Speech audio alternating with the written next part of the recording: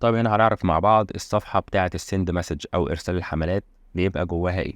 أول حاجة بتلاقي هنا الديفايسز، بتلاقي هنا تحت بعض ممكن يبقوا كذا واحد عادي جدا. تقدر إن أنت تختار أنا عايز أبعت من ده بس، أو عايز أبعت من ده وده، مش لازم كله. أو لو أنت هم كتير وأنت عايز تنجز ممكن تدوس سيلكت أول، فهو هيعمل لك تحديد على كل الخطوط اللي عندك. تمام. هنا عندنا نظامين لإرسال الحمل، يا إما أنت هتكتب الأرقام هنا مانيوال وتقول له الأرقام اللي أنت عايز تبعت لها، او انت هنا اوريدي عندك شيت اكسل وعايز تبعت من شيت الاكسل. فاحنا هنا هنفترض ان احنا عندنا الارقام هنكتبها مانيوال. فطبعا اول حاجه برضو كالعاده لازم كود البلد يبقى مكتوب، يعني لازم لو انت في مصر 010 يبقى قبلها 2. بعد كده الفاصله هتعمل فاصله اللي هي بتبقى حرف الواو في الكيبورد، وتكتب برضو الرقم التاني اللي انت عايزه، بعد كده فاصله، وبعد كده تكتب الرقم، وهكذا. ملهاش عدد، عايز تعمل 50 عايز تعمل 1000 مفيش اي مشكله. بعد كده بتقدر ان انت تكتب المسج بتاعتك هنا. في عندنا خيارين، يا اما انت بتبقى معاك تمبلت ومسيفها اوريدي، يا اما انت لسه عايز تكتبها من اول وجديد. وهنتطرق ان شاء الله في فيديو تاني التمبلت او الاوتو ريبلاي، ازاي نسيف التمبلت بتاعه المسج عشان لو هي نفس الرساله وانت بتبعتها كتير. طيب في هنا شويه حاجات لازم نعرفها في السند مسج، هتلاقيها حتى مكتوبه بس انا لو كتبت اي حاجه هتلاقيهم اختفوا. فهو هنا بيقول لك ايه، بيقول لك ان انت تقدر تختار هاي او هلو او هي او ايا كان، وهو ياخد واحده بس منهم. طب ده هيفيدني في ايه؟ لو انت جيت كتبت القوس ده، مش ده اللي هو ده، تمام، اللي هو بيبقى حرف الدال والجيم. لو انت جيت كتبت هنا جواه حاجه، يعني مثلا انا هكتب اهلا، تمام. طيب انا عايز كل رساله تتبعت ياخد كلمه مختلفه، انا هفصل بالكلام ده بفاصله بتبقى اللي هي عصايه واقفه، يعني مش بتبقى مايله، تمام، يعني مش بتبقى دي، لا هي بتبقى دي. انا عندنا في الكيبورد هي بتبقى في الزرار بتاع الانتر او اللي فوق الانتر بالظبط، فانت خد بالك ان هي مش سلاش، مش اللي هي مايله يمين ولا مايله شمال ولا حرف الاي ولا حرف ال، هي بتبقى عصايه واقفه موجوده في الكيبورد. اما ثاني يوم لما تعطل في اي حاجه كلمنا على طول على السبورت تحت هنا، هتلاقينا على طول بنرد عليك. تمام. طيب اهلا، مثلا هنكتب ازاي حضرتك، ونعمل الفاصله ونقول مثلا السلام عليكم. تمام. هنا احنا كتبنا 3 كلمات، وهنيجي مثلا في محتوى الرسالة ايا كان بقى كذا كذا كذا. تمام. هنا في محتوى الرسالة في لازم طبعا القوس ده، لان هو كل حاجة هنا ليها امر. هنا جوه القوس هو هيجي يبعت اول مرة هيلاقي القوس ده، فهيعرف ان هو هياخد كلمة او جملة واحدة بين ال3 حاجات دول. هو هيبقى هيفهم ان جوه هنا في 3 عشان هنا في فاصلتين. فمثلا في اول رسالة هيحط دي في الاول، الرسالة اللي بعدها هيحط دي في الاول، الرسالة اللي بعدها هيحط دي في الاول. كل دي بتخلي محتوى الرسالة يتغير مرة على التانية، كل ده عشان نحافظ على الرقم بتاعك ونقلل إمكانية الحظر بتاعه على قد ما نقدر. طبعا ما فيش حاجة اسمها إن أنت تعمل أي حاجة وما يبقى، يعني إن أنت تخلي نسبة الحظر 0%، دي ما بتحصلش في أي حتة. ولكن إحنا على قد ما بنقدر إن إحنا في شوية حاجات وشوية مميزات معانا بنقدر إن إحنا نقلل نسبة الحظر دي على قد ما نقدر. فدي من ضمن الحاجات المهمة جدا، إن أنت على قد ما تقدر تخلي الرسالة كل مرة بتتغير عن التاني. ما ينفعش انت تكون بتبعت 100 رسالة وال100 رسالة نفس المحتوى بالظبط، نفس المحتوى نفس عدد الحروف، هو الواتساب اصلا بيعرف ان الرسالة دي متكررة من عدد الحروف. فانت برضه لازم تاخد بالك من الحتة دي، يعني ما ينفعش تحط حاجات متغيرة وفي الاخر هتديك نفس عدد الحروف، يبقى انت كده ما عملتش حاجة. يعني في ناس بتحط في الاخر كود للرسالة، يقول لك انت لو دوست على الزرار ده هيضيف لك كود مكون من 8 حروف. كل رسالة هيحط لك كود مختلف من 8 حروف، كل مرة من 8 حروف. هو الكود مختلف، ولكن الواتساب ما بيفهمش كده، الواتساب مش بيقرا الرسالة أصلا. الواتساب هيشوف إن الرسالة دي والله 500 حرف، كل رسالة 500 حرف. أنت ممكن يكون المحتوى الرسالة كله متغير بس كلهم 500 حرف، فبالنسبة للواتساب أنت كده ما غيرتش حاجة. فلازم يبقى في متغيرات في الرسالة كتير، وكل المتغيرات دي برضو بتغير عدد الحروف. فاحنا أول حاجة عندنا هنا شرحناها زي ما احنا قلنا، لان انت ممكن تضيف بقى اهلا، ازاي حضرتك، السلام عليكم، مساء الخير، مساء النور، اي حاجه انت تقدر تضيفها تبدا بيها الكلام.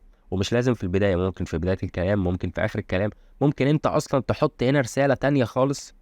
يعني ممكن تضيف رساله كامله كبيره، وهنا رساله تانية كبيره، وهنا رساله تانية كبيره، وتبقى دي مختلفه عن دي، مختلفه عن دي خالص. يعني انت ممكن تعكس، يعني بدل ما تخلي كلمه واحده هي اللي بتتغير، انت ممكن تخلي الرساله كلها هي اللي تتغير. تمام. طيب دي اول حاجه في حوار الرسائل. تاني حاجه، لو انت رافع شيت اكسل، لو انت رفعت شيت اكسل وكاتب في شيت الاكسل الاسم وانت حابب ان انت تذكر الاسم، فاحنا هنا مثلا ممكن ان احنا نقول اهلا بحضرتك يا استاذ، نعمل سلاش كده، انا عايز الاسم يجي بقى.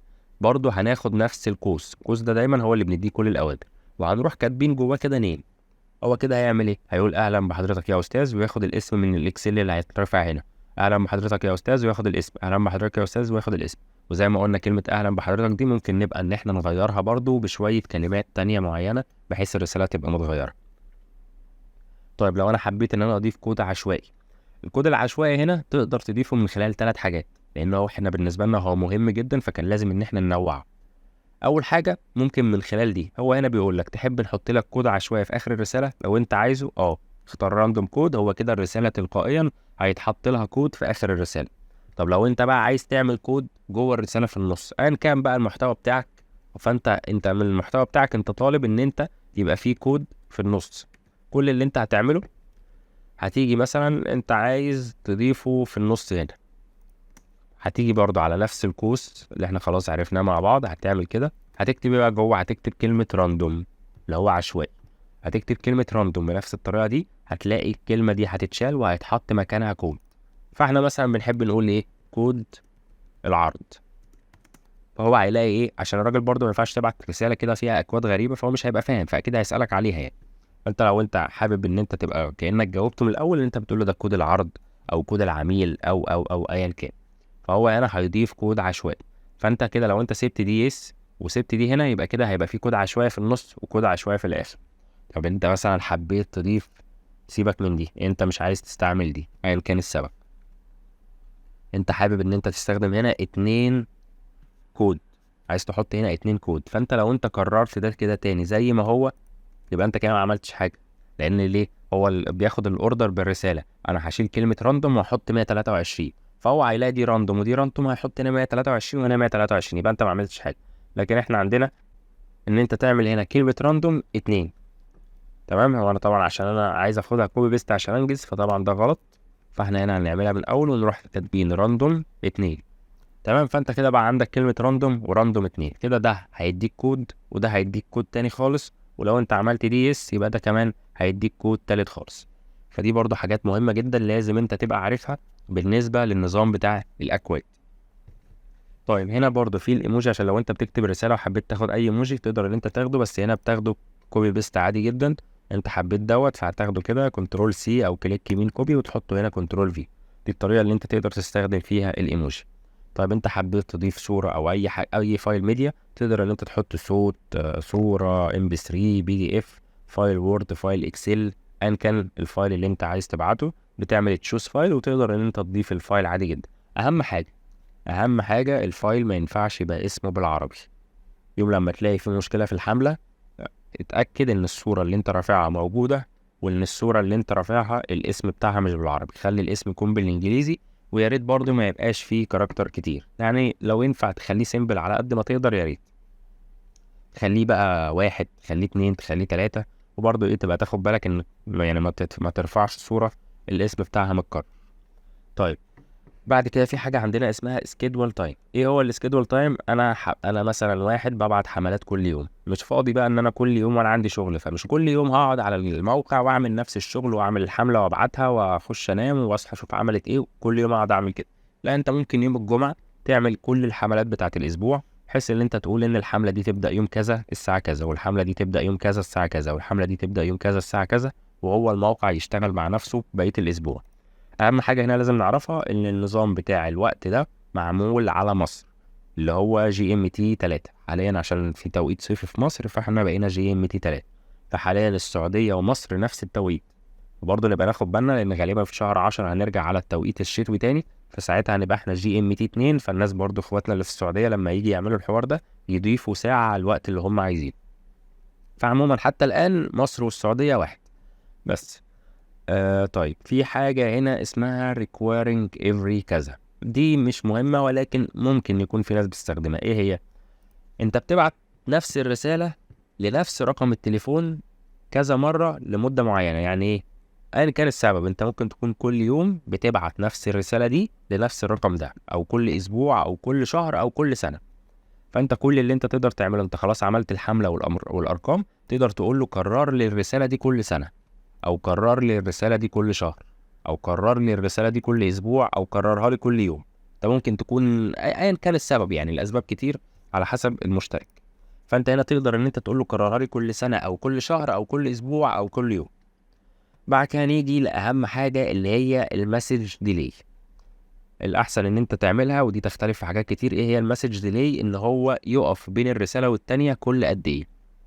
طبعا هنا لازم تبقى قيمتين عشان ياخد قيمه عشوائيه، عشان ما يبقاش ان الرقم ده بيبعت الرساله دي كل 10 ثواني، كل 10 ثواني بيبعت الرساله، كل 10 ثواني بيبعت الرساله. فطبعا الموضوع ده بيزود من نسبه الحظ. لكن لما تعملها هنا مثلا من 10 ل 20، فبيقول لك لا، مره ابعتها في 10، مره في 12، مره في 15، مره في 13، مره في 18. الحاجات المتغيره دي بتحافظ على الخط بتاعك. طيب دي طبعا السؤال الاشهر، اعملها كام؟ دي بتختلف على حاجات كتير جدا. بتختلف ان الرقم اللي معاك ده جديد ولا قديم. يعني الرقم ده انت لسه شاريه النهارده وفتح عليه واتساب النهارده وعايز تبعت منه حمله النهارده، ولا الرقم ده انت شاريه من زمان وبتستخدمه كل يوم، ولا الرقم ده انت شاريه من زمان بس انت راكنه بقالك فتره. كل دي حاجات بتتغير.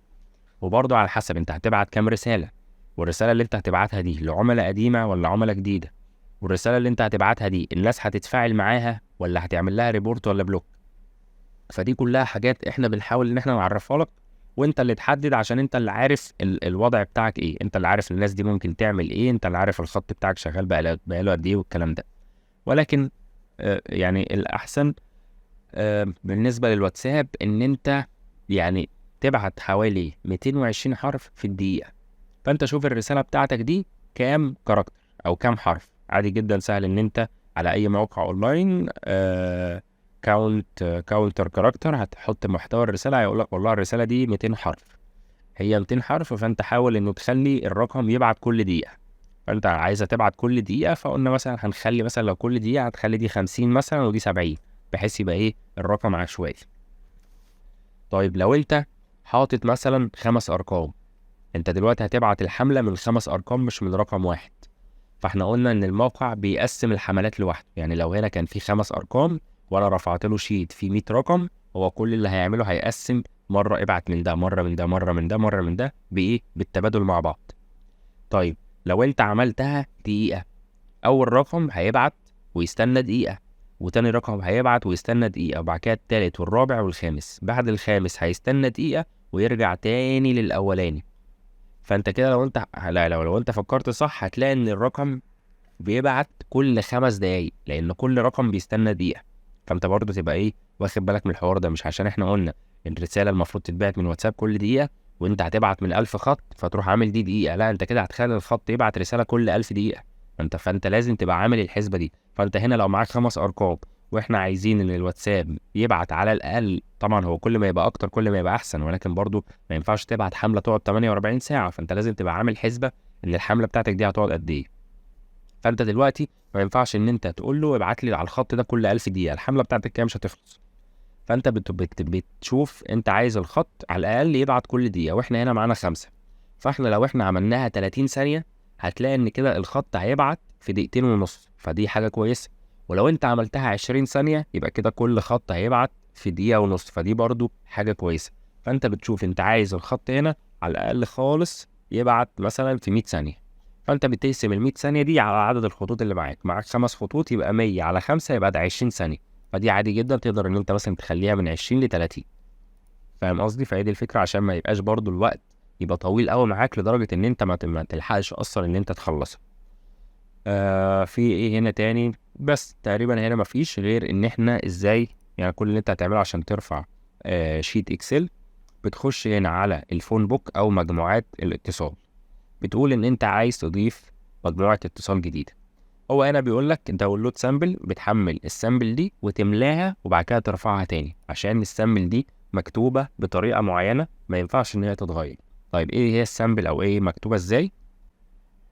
طيب هي زي ما فتحت معاك هنا، عندك عمود اسمه نيم مكتوب فيه الاسم، عمود فيه فون مكتوب فيه الرقم.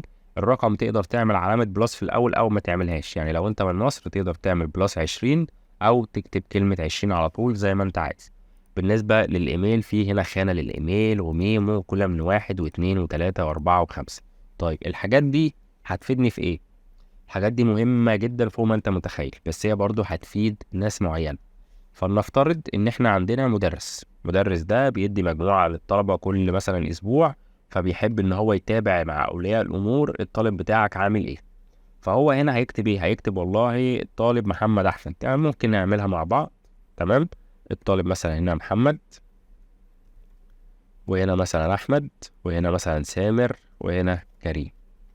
طيب ده رقم تليفونه كذا، وده كذا، وده كذا. تمام. طيب الايميل يعني مش لازم تكتب يعني مش عشان دي اسمها ايميل فانت لازم تكتب ايميل، لا انت ممكن تكتب حاجة تانية، بس انا هقول لك ازاي تستدعيها في الرسالة.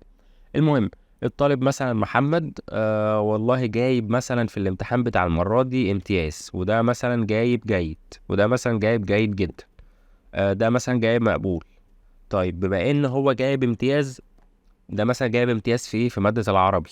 ده مثلا كان جايب امتياز في مادة الانجليزي، وده مثلا برضو عربي، وهكذا اسامي المواد. طيب بما ان ده جايب امتياز، فاحنا هنعمل ايه؟ ده مثلا هنديله مثلا يعني مكافأة مثلا. ده هنديله واجب، ده مثلا هنديله واجب زيادة. فاهم قصدي؟ يعني انت هنا كل طالب ليه حالة خاصة، فانت هنا عايز ان انت تبعت رسالة لكل ولي امر بالحالة بتاعت الطالب بتاعه زي ما هي. فانت هنا اللي انت هتعمله ايه؟ انت في الحملات لما تيجي تعمل الحملة، نسيبنا مثلا من دي دلوقتي، نعمل سند مسج كده. انت عايز تحط الكلمة اللي هي بتاعت الدرجة اللي هي كانت في كولم واحد. فانت مثلا الحملة بتاعتك والله هتقول اهلا بحضرتك يا استاذ، وتروح عامل النيم. احنا هنا بقى عايزين نستغل شيت الاكسل كله، فهو هيقول اهلا بحضرتك يا استاذ محمد، ولي امر الطالب كذا كذا كذا كذا. دي اللي انت هتكتبها مثلا في الخانة بتاعت الايميل. فهو هيقول له اهلا يا محمد ولي امر الطالب احمد محمد. هيقول له مثلا يسعدنا ان ابنك حصل على درجة. الدرجة دي بقى تروح عاملها كده، احنا قلنا الدرجة مكتوبة في عمود كولم واحد. فهو هيعمل ايه؟ هيقول اهلا بحضرتك يا استاذ، هنا في النيم محمد، ولي امر الطالب، احنا هنا الايميل مثلا هيبقى هنا مثلا سيد، يلا. فهو هيقول له اهلا بحضرتك يا استاذ محمد ولي امر الطالب سيد، يسعدنا ان ابنك حصل على درجة امتياز. وهيروح بعد كده قايل له مثلا في مادة، ويروح عامل القوس كده اللي هي مكتوبة في كولم 2. هيقول له اللي حصل على كذا في مادة العربي، واحنا هنعمل له كذا كذا. دي هتبقى كولم 3 اللي هي هنعمل له مكافأة. فانت كده لما تيجي تبعت الحملة هتلاقي ايه؟ هتلاقي ان اول رسالة اهلا بحضرتك يا استاذ محمد ولي امر الطالب سيد، يسعدنا ان ابنك حصل على درجة امتياز في مادة العربي.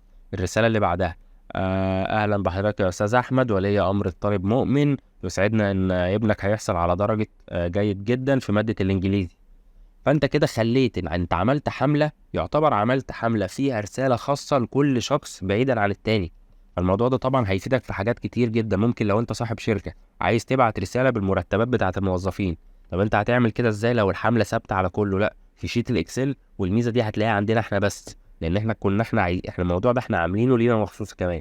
فانت لو انت صاحب شركة هتقدر تبعت للموظف ده في رسالة نفس الحملة، هي حملة هتعملها مرة واحدة، بس هتروح لده هتقول له يا استاذ احمد انت ليك 3000، يا استاذ مش عارف مين انت ليك كذا، يا استاذ مين انت عليك كذا، وانت عليك خصم كذا، وانت عشان جيت كذا، وانت عشان كده كذا. كل التفاصيل هتقدر تبعتها كأنك بتبعت الرسالة دي مخصوص لكل واحد مختلف عن التاني تماما. فهم حتى مش هيعرفوا ان دي حملة معمولة للناس كلها. هو في دماغهم ان انت اكيد بعت الحملة دي مخصوص للشخص ده عشان فيها ديتيلز بتاعت كل شخص لوحده. ولكن طبعا دي بتعتمد ان انت لازم تكون عامل شيت الاكسل ده كويس جدا، لازم تملاه وتملى البيانات اللي فيه صح.